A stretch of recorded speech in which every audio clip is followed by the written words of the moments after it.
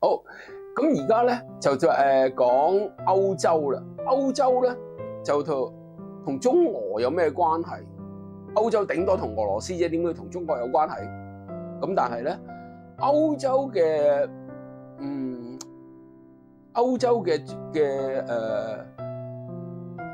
形勢咧，其實就係喺歐洲失去咗平衡噶啦。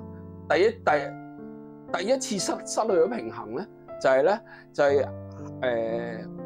烏克蘭失去咗克里米亞，嗰個已經係2014年。咁10年後，2024年2月22號，俄烏戰爭正式打響。咁亦都開始喺嗰段時間咧，亦都好多消息係指責中國係協助俄羅斯。咁變咗咧，中國咧亦都係差唔多喺俄烏戰爭入邊咧係攞水噶啦。但係咧，咁又好似同成個亞洲有啲咩關係？但係美國咧就都係支持烏克蘭嗰邊，所以咧就變咗咧，就美國已經係開始聯同北約咧，就開始同中俄咧就係喺烏克蘭呢個地方咧就有啲角力噶啦已經。咁但係咧形勢咧就相當唔同啦。咁個形勢喺邊度唔同啊？就係咧2022年對唔住啊，2022年入侵烏克蘭，對唔住啊，係2022年2月22號，俄羅斯入侵烏克蘭，更正一次，2022年2月22號入侵烏克蘭更正翻。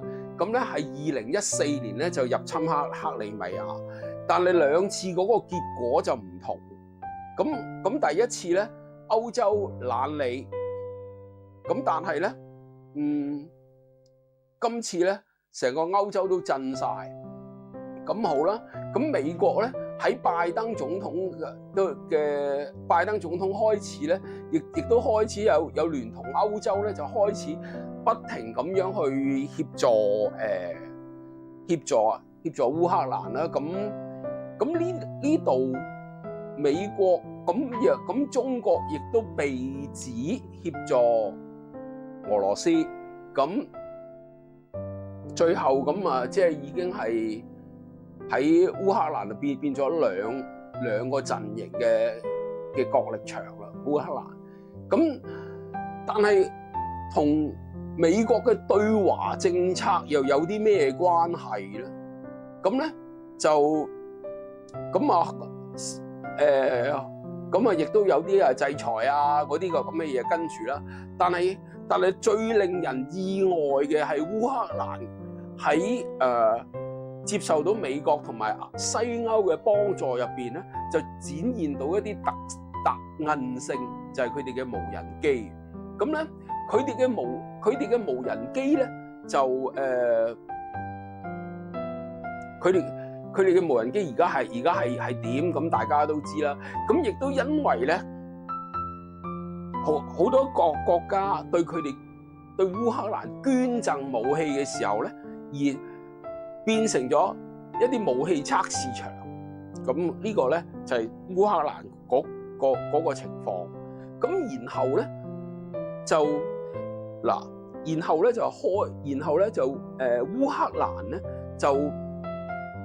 烏克蘭所展現到嘅韌性咧，亦都令咧嗰個進程咧係有啲改變嘅。嗰個進程咧就係烏克蘭咧就變咗唔係一個北約嘅負累，烏克蘭變成咗北約嘅導師。咁而咧係美國咧係呢個係對華唔講嘅嘢嘅咩咧？美國對華唔講嘅政策睇到嘅咧就係美國制裁一啲係中國一啲同俄羅斯有關嘅企業啊、個人或者實體啦。咁呢個咧亦都係即係大家都知㗎啦。如果需要嘅就睇返美國財政部所出嘅新聞稿啦。咁啊有㗎啦。咁啊另外咧最不為人知嘅影響咧，就係話呢個氣候暖化對於中國同埋歐洲嗰個形勢嗰個咧係冇講出嚟嘅轉變咧，就係咧喺伊朗係開始封鎖霍爾木茲海峽嘅時候咧，有一條因為咧就係嗰個氣候暖化而出現嘅叫北極水道。咁北極水道咧令到中國嘅貨物咧可以係喺北極嗰度運過嘅，喺北極嗰度喺夏天嘅時間咧唔使用破冰船，係運到過去歐洲。咁嘅時候咧係嗰個題目咧就叫 Beyond All Choke Points， 即係變成咧係一條冇咽喉要道嘅航道嚟嘅。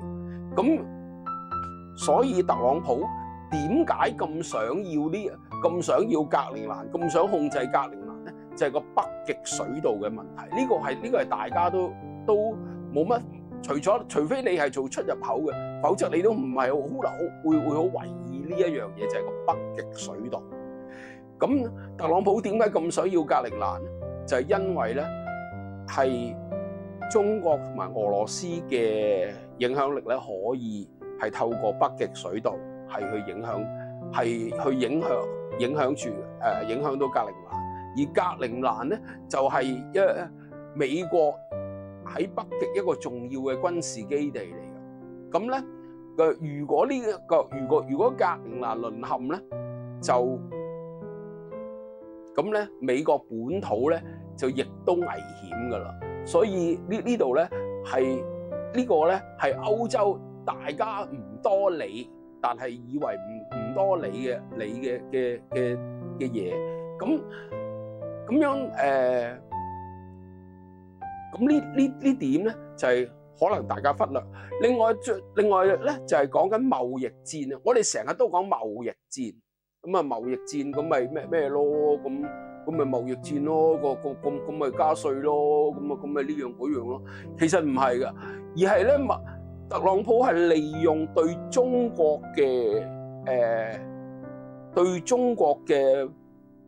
貿易戰係倒逼歐洲嘅。嗱，呢一樣嘢喺度講緊啲乜咧？嗱，貿易戰咁佢咧有一次咧就唔知點解一個老人家拎個大牌出嚟就整個對等關稅。咁當時大家都震晒以為呢個總統係咪癲？一個大牌。咁但係咧亦都喺度嘲笑佢，好似論盡咁樣整個大牌出嚟喺度係咁講。哇！制裁貿易戰到連一個任何一個島仔小國都有，唔係啊嘛？咁但係咧，咁佢原來咧首先咧就 cut 咗你洗產地嗰一樣嘢，咁阻止洗產地啫，咁大家都知啦，係嘛？咁冇嘢㗎，咁你咪咩咯？好啦，咁咧，然後咧就跟住就燃燒到去邊度咧？貿易戰其實嗰個最重大嘅致命傷咧，就係對抗中國嘅產能。咁佢對抗中國嘅產能，就亦都造成工廠倒閉啊、失業問題啊，嗰一樣嘢啦。咁然後咧就貿易戰咧，最後就倒逼歐洲。嗱，倒逼歐洲咧，咁咧結果咧歐洲都要。結果歐洲對中國嘅貿易逆差就變得好犀利，咁咧而家咧就變咗唔得啦，咁歐洲咧都要有一啲喺貿易自己上面保護自己工業嘅措施就出咗嚟啦。因為咧最近咧都傳出有一個消息啦，就係大眾汽車，我哋叫福士啊，福士汽車話裁員10萬人，10萬。嗱，如果喺中國咧失業10萬人咧冇乜所謂。如果喺歐洲10萬人失業呢個數字，歐洲係民主國家，你啲選票係點咧？咁你自己諗清諗楚啦。咁亦都最近出咗個數據咧，就係歐洲汽車咧喺中國嘅出貨量咧係跌咗嘅。咁亦都引嚟一啲擔憂。咁亦都事實上係咁咧，喺大陸坐的士都係比亞迪㗎啦。咁同埋亦都覺得好，除非架車舊或者冇乜點打理，其實都好新好舒適嘅，即係啲車咁樣。咁咧就最後咧就倒逼歐洲。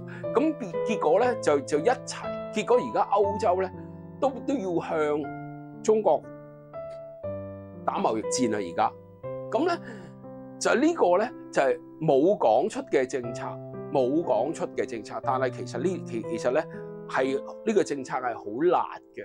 歐洲咧，另外咧就係再喺呢方面咧，就喺另外咧喺俄烏戰爭入邊咧，而家引出一個好有趣嘅一個發展，就係話就係咧美伊戰爭咧，海灣國家亦都借助烏克蘭嘅經驗咧，去應對翻伊朗射過嚟嘅飛彈啊、無人機啊嗰啲咁樣啦。咁但係咧係喺歐洲咧，而家變咗係導師啦。咁同埋咧，亦都睇翻歐洲咁多個國，特朗普咧亦都係透過對歐洲領導人嗰啲謾罵、指責、侮辱，乜都做齊。但係同埋仲有一樣嘢係最攞命，就係威脅喺北約度撤軍。咁咧歐洲咧就逼到歐洲咧就結果咧就要嚟啦，要團結起嚟。嗱，呢個咧團結起嚟係對抗俄羅斯咁啊。咁樣當然嚟講，最近阿呂特咧亦都講咗一番説話，就係話唔好對中國天真。咁即係歐洲對中國都係有好大，北約對中國都係有好大嘅警惕㗎啦。咁而咧最新嘅發展咧，就係話咧就話咧喺西歐嘅戰線入邊咧，就正式將聯合作戰指揮權咧係由北約嘅聯合作戰指揮權咧由美國人控制，交翻俾英國人，即係歐洲人咧就處理翻歐洲嘅戰場。嗱，咁樣咧，而家睇起上嚟又好似特別啲喎。咁歐洲啊就團結咗喎，亦都願意去負擔軍費。咁但係願意負擔軍費，咁你係咪講緊又係益美國佬荷包啊？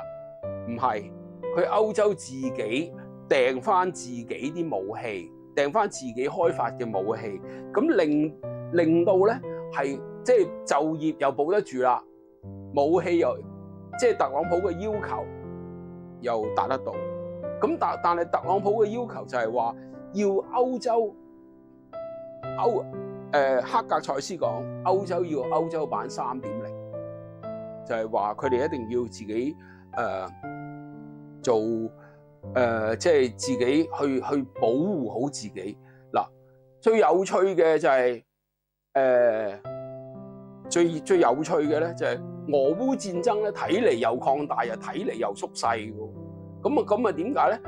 德國咧就又要就買愛國者飛彈。咁咧有啲咧係我唔記得咗邊個國家咧就退出咧地雷嘅協定啦，即係話咧係可以使用地雷啦，因為咧地雷咧就已經禁咗噶啦。好啦，咁地雷又禁埋，咁但係地雷協定又退出，呢頭德國又買飛彈，咁樣咧最特別嘅咧就係咧巴黎咧而家咧佢嗰個叫做志願國聯盟，叫 Coalition of the Willing， 就開會就點樣喺烏克蘭戰後喺度維和，咁喂，咁你啲如果和平就唔使買飛彈，買飛彈點解又會派維和部隊？嗱，呢一樣嘢咧就冇人知道，呢一樣嘢可能佢哋先自己知道點解。咁而咧特朗普咧就睇嚟係真係咧要逼歐洲咧係企翻起身，而特朗普一個唔出聲嘅盟友，看似係一個擦鞋仔，但係呢個人先順得到特朗普條氣嘅。咁咧呢個咧就係北約秘書長呂特。咁呂特咧就除咗大家即係喺傳媒度講，喂，唔好對中國天真，亦都喺最近先至講要求北約國家唔該，你哋將國防開支提高到你哋 GDP 5% 嘅計劃書交俾佢睇下。嗱，北約開始嚟啦，北約而家係真係做翻一個軍事嘅角色。咁當然你講特朗普就特朗普最叻嘅地方咧就係不戰而屈人之兵。特朗普已經特朗普話我要格陵蘭，全世界都覺得哇，你有冇搞錯？盟友嘅地方你都要？咁大家而家睇到，當一開咗北極水道嘅時候，點解要？咁你講咧，據聞就係美軍已經可以自由進出格陵蘭嘅。咁好啦，咁然後咧就直至到由要買格陵蘭，到特朗普要求美國交表嘅時候，美國咁坦白講，歐洲冇損失，反而得到團結。好啦，咁而家咧呂特就要交表，咁歐洲佢嗰邊咧，連作戰指揮權都俾埋英國嘅 Nick Perry， 咁樣你話特朗普係全心招呼緊邊度？大家研究下，嗱，歐洲呢集咧就雖然國家好多，好複雜，但係唔夠亞洲咁精彩。咁咧，下次翻嚟再同大家講。好，cut。